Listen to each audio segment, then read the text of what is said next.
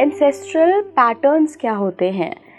क्या हम जो होते हैं वो अपने एंसेस्ट्रल के कुछ पैटर्न्स होते हैं जो अपनी लाइफ में अट्रैक्ट करते हैं और कितनी पीढ़ी तक के हम कर लेते हैं, और उनके क्या क्या पैटर्न्स हम देख सकते हैं लाइव एग्जांपल्स के तौर पे अपने लाइफ में, उन पर बात करते हैं।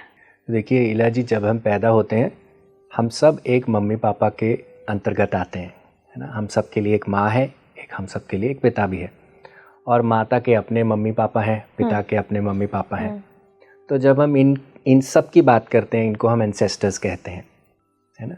और एंसेस्टर्स का पैटर्न जो होता है हमारे अंदर कैसे चलता है, एक इम्प्रेशन के माध्यम से चलता है, जिसे हम डीएनए कहते हैं, है ना। जैसे हम जीन्स की बात करें तो हम कहते हैं बच्चा अपने माता पिता से नैन नक्श लेता है, हाव भाव लेता है, पर एपीजीन्स कहती है it is a lot more than that. Not just कि नैन नक्श आते हैं, पर आपका लाइफ का फिलॉसफी, आपकी लाइफ की जो इंसिडेंट्स होती हैं वो भी उनसे कहीं ना कहीं प्रभावित होती हैं। इंसिडेंसेस भी जैसे हम अपनी केस स्टडीज़ में जब देखते हैं कि अगर फॉर एग्जांपल किसी का ग्रेट ग्रैंडफादर अगर डिप्रेशन की स्टेट में रहे हो, तो उनके जो नीचे के जो ग्रेट ग्रैंड सन होंगे उनमें भी कहीं ना कहीं वो डिप्रेशन के ट्रेट्स पाए जाते हैं। ये तो हम मेडिकली बात कर रहे हैं, बट अगर हम जो आपकी एक्सपर्टीज़ है, जब हम पास्ट लाइफ की बात करते हैं, एंसेस्ट्रल हीलिंग की बात करते हैं, इसमें किस तरीके से देखते हैं आप? देखिए एंसेस्ट्रल पैटर्न्स को जब हम देखते हैं तो हम लॉयल्टीज़ की बात करते हैं। वी सी कि आप कहाँ पे ज़्यादा लॉयल हो। अच्छा, है ना। जैसे अगर मैं कहूँ कि फॉर एग्जांपल मेरे पिता के पास जब तक वो 40 वर्ष के थे कार नहीं थी, है ना। अब अनकॉन्शियसली अगर मेरे अंदर चल रहा है मैं कार कैसे ले लूँ, मैं तो 40 वर्ष का नहीं हूँ, मैं लेट्स से 20 वर्ष का हूँ। तो ये क्या है, एक लॉयल्टी है, पर ये लॉयल्टी आप भी जानते हैं, मैं भी जानता हूँ, ये हमें हेल्प नहीं करेगी। ठीक इसी तरह से ऐसी बहुत सारी लॉयल्टीज़ हम अपने लव्ड वंस के साथ क्रिएट करते हैं। अच्छा, है ना। तो ये हमारी लाइफ को कहीं ना कहीं अफेक्ट करती हैं। वो मम्मी से भी हो सकती हैं, वो पिता से भी हो सकती हैं, वो हमारे ग्रैंड पेरेंट्स से भी हो सकती हैं, वो उन एंसेस्टर्स से भी हो सकती है जिनको हम मिले नहीं हैं, पर डीएनए के माध्यम से वो इम्प्रेशन हमारे अंदर उतरता है। अच्छा सर, क्या एंसेस्टर्स से हमारे अंदर कुछ ब्लेसिंग्स भी आती हैं? ऑफ कोर्स, बिल्कुल आती है। देखिए हम अपने इंडियन सिस्टम में एक चीज़ करते हैं, पितृपक्ष मनाते हैं, श्राद्ध करते हैं, पर जहाँ तक हम मॉडर्न लाइफ में श्राद्ध की बात करें तो हमारा क्या होता है कि उनके पसंद का खाना बना दो, श्राद्ध हो गया, पंडित को खिला दो, श्राद्ध हो गया। पर श्राद्ध शब्द भी बना है श्रद्धा से, डिवोशन से। तो जब आप अपने एंसेस्टर्स को खाने पीने से ज़्यादा डिवोशन से याद करते हैं, उसमें वो ज़्यादा खुश रहते हैं। ओके, है ना। तो आप किसी भी व्यक्ति को आप डिवोशन से याद करेंगे तो उनका जो सारा जो भी उन्होंने लाइफ में क्रिएट किया, भले ही वो अच्छा हो ना अच्छा हो, आपकी तरफ एक वरदान से ही आएगा, आपको वो अफेक्ट नहीं करेगा, है ना। क्योंकि मैंने उनको एक्सेप्ट कर लिया, एक्नॉलेज कर दिया। सो जैसे अगर मैं आपको एक एग्जांपल दूं एंसेस्ट्रल पैटर्न्स में, फॉर एग्जांपल किसी के दादा और दादा का कोई भाई था, दोनों भाइयों में कुछ ऊपर नीचे हुआ, कुछ टकरार हुआ, और भाई ने सारी प्रॉपर्टी दादा की, मतलब कि अपने भाई की प्रॉपर्टी सारी अपने नाम कर ली। अब दादा को उसी स्पेस से जीना पड़ा, है ना। अब जो दादा के नीचे वाले व्यक्ति होंगे वो क्या करेंगे, उस व्यक्ति के प्रति जिसने प्रॉपर्टी ले ली उसके प्रति कुछ व्यू बनाएंगे कि उस फलाने व्यक्ति ने ऐसे कर लिया, उसने ऐसे किया, उसने तुम्हारा पैसा ले लिया, वो तो मक्कार था, झूठा था, जो भी वर्ड्स देंगे। अब क्या हुआ, एक स्टोरी बन गई उस व्यक्ति की, एक पर्सपेक्टिव बन गया।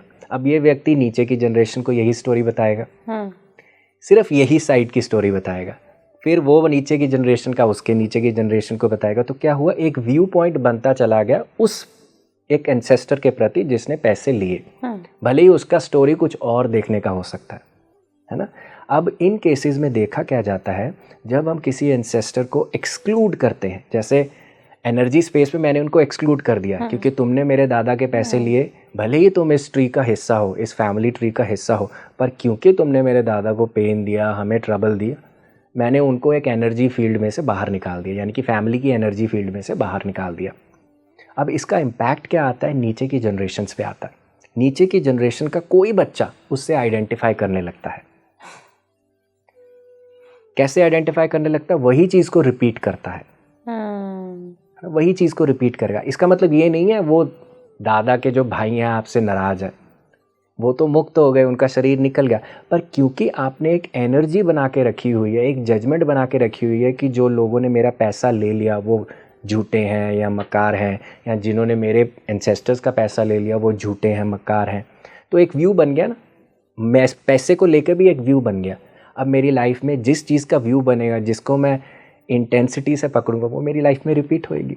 ओके, है ना। द मोर आई जज something, the more it is going to जज मी। मैं जिस चीज़ को बाहर पुश करूंगा वो मेरी लाइफ में ज़्यादा आने की कोशिश करेगी।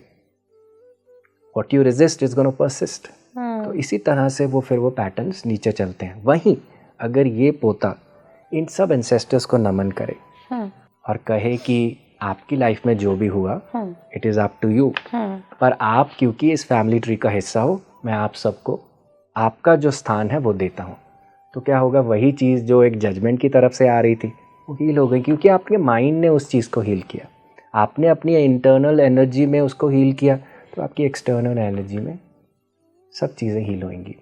इसको हम कहते हैं order of love. Order of love, order of love. जैसे हर फैमिली के अंदर एक ऑर्डर ऑफ लव चलता है ना, जो आपके दादाओं से, परदादाओं से, उनके भी एंसेस्टर्स से नीचे की तरफ आता है ना। जब सब अपनी अपनी जगह पे होते हैं, सब अपना अपना प्यार नीचे की जनरेशन्स में देते जाते हैं, पर एक समय पर जाकर क्या होता है कि अगर किसी की लाइफ में, किसी एंसेस्टर की लाइफ में बहुत मुश्किल आई हो, जैसे फॉर एग्जांपल किसी का कोई एंसेस्टर पार्टीशन टाइम्स को फेस किया हो, तो उनकी लाइफ में बहुत ज़्यादा चैलेंजेस आए। Partition was not an easy time. सब चीज़ें छोड़ के उनको भाग के अपना नया स्थान बनाना पड़ा, नई जगह पे उनको अपने आप को सेट करना पड़ा, तो उनका ट्रॉमा सोचिए कैसा होगा। तो जब उनके साथ ये चीज़ें होती हैं, because of their life circumstances, वो ऑर्डर ऑफ लव कहीं ना कहीं इम्पैक्ट होने लगता है, क्योंकि वो भी अलाइनमेंट से बाहर चले गए ना। अब जब अलाइनमेंट से बाहर जाएंगे, अपने बच्चों को कम देंगे, तो धीरे धीरे करके वो ऑर्डर ऑफ लव प्रॉब्लमेटिक होता जाएगा।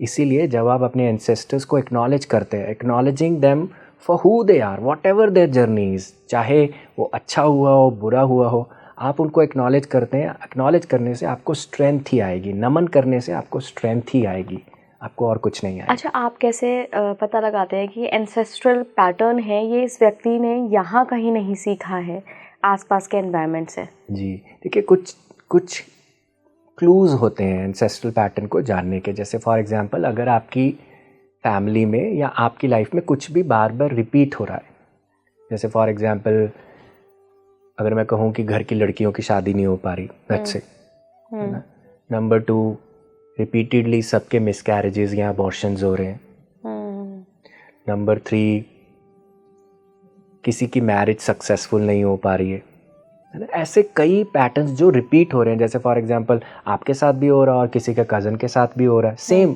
सिचुएशन हो रही है। तो यानी कि अगर ये आपकी लाइन में चीज़ें रिपीट हो रही हैं, तो यानी कि आपको ऊपर देखने की ज़रूरत है, कहीं ना कहीं आपके एंसेस्टर्स से ये चीज़ें आ रही हैं। और अगर कोई ऐसा पैटर्न हो कि 4 भाइयों की फैमिली है और 4 भाइयों के एक एक बेटा है, और उनमें से 3 बच्चों ने बिजनेस कर लिया, बिजनेस सक्सेसफुल हो गया, एक ने नौकरी पकड़ी लेकिन वो नौकरी उसकी सक्सेसफुल नहीं हो पा रही है, बार बार छूट जा रही है, तो ये भी एक तरह से पैटर्न हो सकता है कि इनके ब्लड में ही बिजनेस है। ये इस तरीके का पैटर्न हो सकता है, मतलब, या सिर्फ सैड वाले पैटर्न ही होते हैं? नहीं, अच्छे पैटर्न भी होते हैं। आप अपने एंसेस्टर से बहुत कुछ विरासत में लेते हैं। जैसे फॉर एग्जांपल, आपकी दादी बहुत अच्छी सिंगर थी, आपको विरासत में सिंगिंग मिली है। ओके, हाँ, कई बार हम देखते हैं कि घर का सारे ही बच्चे होते हैं जिनके सुर अच्छे होते हैं। हम देखते हैं ना कैसे, जैसे 3rd generation entrepreneur, 4th generation entrepreneur, ये क्या है? विरासत में आया है, गिफ्ट आए हैं। ओके, तो मतलब आप ये कह रहे हैं कि जो 3rd आई वाला इंट्यूशन हमें जो देता है, तो जो इंट्यूशन भी चली आती है, ये भी एंसेस्ट्रल से चली आ रही होती हैं? हो सकता है, ये एक पॉसिबिलिटी है, पर आपका अपना पर्सनल भी है ना, आपका अपना पर्सनल स्पेस भी है। आप अपने कितना रेडी हैं उस चीज़ पे काम करने के लिए। आपके एंसेस्टर्स बहुत बढ़िया रहे, पर अगर आप रेडी नहीं हैं, आपकी विलिंगनेस नहीं है, तो आप उस चीज़ को प्लग थोड़ी कर सकते हैं, आप उस अपॉर्चुनिटी को लेंगे नहीं।